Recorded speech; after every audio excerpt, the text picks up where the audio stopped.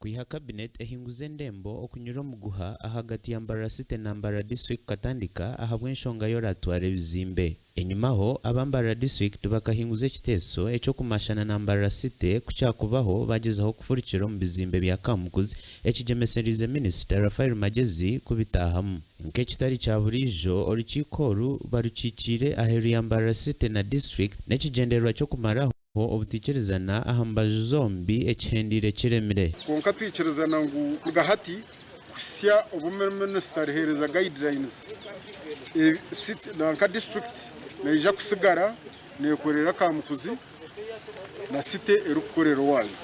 Ni nyenda ngu government etureke tugume tumanaginga ebintu ebitwineho byapa omu mazina ga district. Chairman wa Mbarara District nagira ngu ebyombeko biri mu mobs UMI nibatahiza akasente enshonga habwenki orabitahemu nabihaho obwatika mutwe. Mu kucenga kwitu tukasharamu twayombekaho ebyombeko ebyakubasa kututahiza entasya erikwija kutuhe sente ezikubasa kukora emirimo yitu mu district. Itwe Mbarara City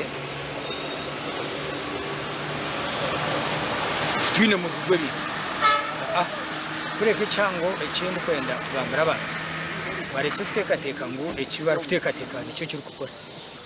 Bweni kimwe kitwantwenda ngu government tiyambe yakoze city yakoze na district iyombekere district iyombekere na city rero bono kwenda ku Rwanda Kamukuzi bakurikemo abo kuba Kamukuzi eri hagati y'etawuni neza kureta jamba gitekaho offices za city.